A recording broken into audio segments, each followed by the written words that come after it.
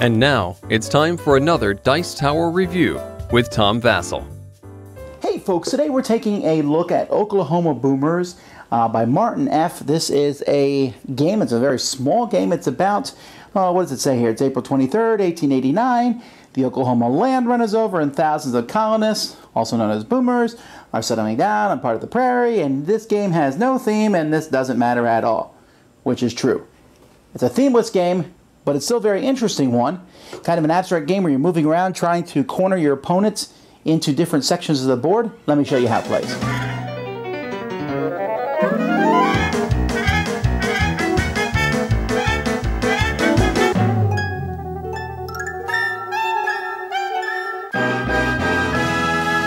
At the beginning of the game, you're going to set up your boomers here. You have 3 for each player, and you're going to have a couple of these cornerstones that are out there on the board. The background terrain doesn't, I mean, it's pretty, but it doesn't really matter at all. This is essentially just a grid here that you're going to be placing. This is the starting setup that the rule book has, but once you know what you're doing, you can take turns placing till everything is out there. Now on your turn, the first thing you're going to do is you're going to move one of your boomers.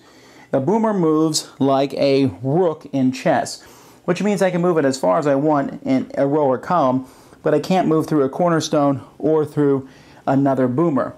So this boomer here can move down here. After I'm done doing that, you don't have to, place 2 cornerstones. When you place these cornerstones, you're going to choose one of the other opponent's boomers. When you do that, you're going to place a cornerstone in the 2 spots where you intersect rows and columns with that boomer. So you can see this guy, I put one there and one here. If I had decided to work with this opponent's boomer, I would have put one here and one there. If I decided to work with this boomer here, I would have put only one here, because here, this intersection on this side is blocked by this guy here. And so you're going to be placing these, 1 or 2 of them, as you go. And these are going to be showing up on the board in different various locations depending on how players move. Now, when a player basically is trapped in a section by themselves, so here's a boomer, let's say he's right here. At that point, that boomer's exhausted, he can no longer move, and the game will continue. And this will happen until each person is in their own section. When that happens, you will count the squares in your section and add them together for your 3 boomers, and whoever has the most squares is the winner. Now this game has no theme, and you know that I love theme, but that doesn't matter in a sense, because knowing that there's no theme, this game is exactly an abstract game, just moving pieces around the board. And one of the things that I always hold about abstract games is that abstract games must be simple, but yet contain some depth to them, and this has that. I think this game will actually appeal to people who like Go, and I'm not saying this is as deep or as complex as Go, but I really enjoyed it. One of the things I really enjoyed about this game was that whole grid. When you move, you're using your opponent's pieces, so you have to be thinking as you move your piece, how am I gonna, which of my 3 opponents will I use, where can I move to get these cornerstones in the right spots? But when I move somewhere, am I setting my opponent up to use my boomer against me? The game starts up, the board's wide open, you go around, you're putting cornerstones, but after a while you're like, whoa, if I don't do something quickly, this guy's going to be stuck in this really small one, or my opponent is going to manage to seal himself off in a really large chunk of the board, and you find yourself getting caught more and more as the game goes by.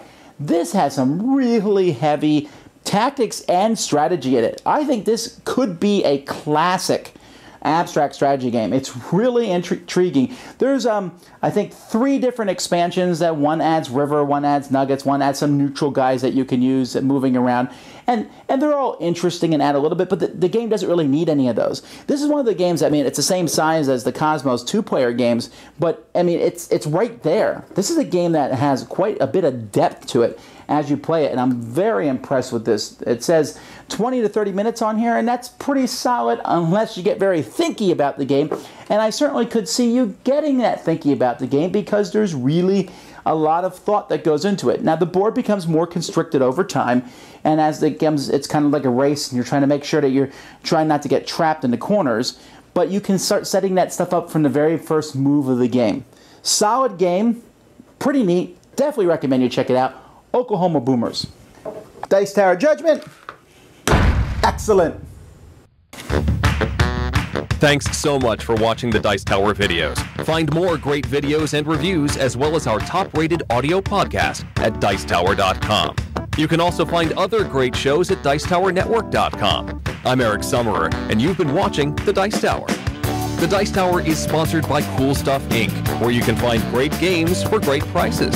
Cool stuff in stock. Check them out at CoolStuffInc.com. Shut the door. There.